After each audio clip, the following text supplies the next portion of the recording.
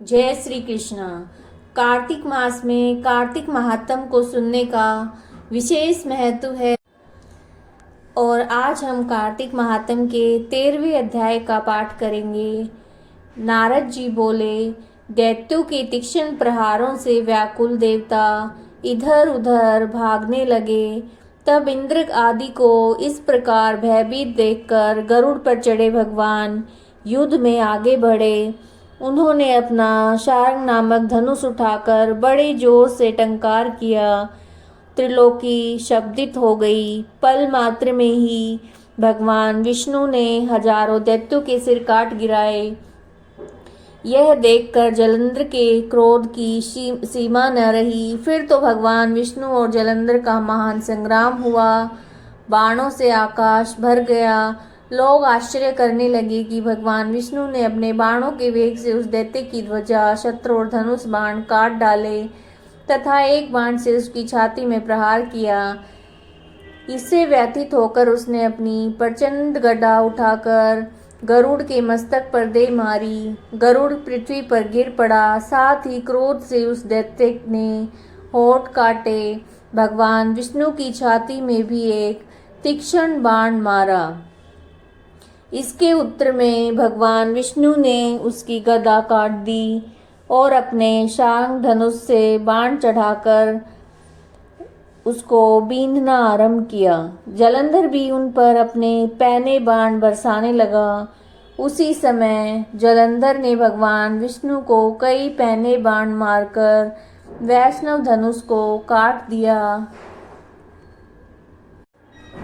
धनुष cut जाने पर भगवान ने गदा ग्रहण कर ली और शीघ्र ही जलंधर को खींच कर मारी भी, परंतु उस अग्नि व तमोग गदा की मार से भी वह चलायमान न हुआ और मदोन्मत्त हाथी के समान उसे यानी गदा की मार को फूल की माला ही जाना।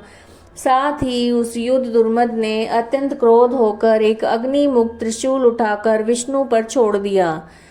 भगवान विष्णु ने शिव के चरणों का स्मरण करके नंदक नामक त्रिशूल से उसके त्रिशूल को छेद दिया। जलंधर ने झटक कर भगवान विष्णु की छाती में एक मुष्टिक मारा। उसके उत्तर में भगवान विष्णु ने भी उसकी छाती पर अपनी मुष्टिका का प्रहार किया। फिर दोनों घुटने टेक कर बाहों और मुष्टकों से बाहु युद्ध करने लगे। कितनी ही देर तक भगवान विष्णु उसके साथ युद्ध करते रहे। वह कुछ भ्रमित से हो गए। तब सर्वश्रेष्ठ मायावी भगवान उस दैत्यराज से मेघवाणी में बोले, हे रणदुर्मम दैत्य श्रेष्ठ, तू धन्य है जो इस महायुद्ध में इतने बड़े बड़े आयुधों से भी भयभीत नहीं हुआ।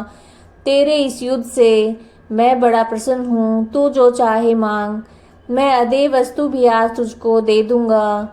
मायावी भगवान विष्णु की ऐसी वाणी सुनकर जलंधर ने कहा, हे भावुक, यदि आप मुझ पर प्रसन्न हैं तो ये वर दीजिए कि आप मेरी बहन के साथ तथा अपने सारे कुटुंबियों सहित मेरे घर पर ही निवास करेंगे।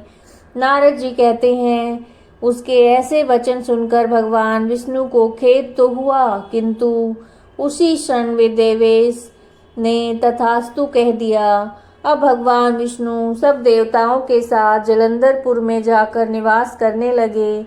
जलंधर अपनी बहन लक्ष्मी और देवताओं सहित भगवान विष्णु को वहां पाकर बड़ा प्रसन्न हुआ। फिर तो देवताओं के पास जो रत्न आदि थे उनके स्थानों पर दैत्यों को स्थापित कर जलंधर पृथ्वी पर आया। निशुंभ को पाताल में स्थापित कर दिया और देव, दानव, यज्ञ, गंधर्व, सर्प, राक्षस, मनुष्य आदि सबको अपना वशवर्ती बनाकर त्रिभुवन पर शासन करने लगा। उसने धर्म अनुसार सुपुत्रों के समान प्रजा का पालन किया। उसके धर्म राज्य में सभी सुखी थे। ये कार्तिक महात्म का 13वां अध्याय था। अगर आपको वीडियो पसंद आई है तो लाइक कीजिएगा, सब्सक्राइब कीजिएगा और ज़्यादा से ज़्यादा शेयर कीजिएगा। जय श्री कृष्ण।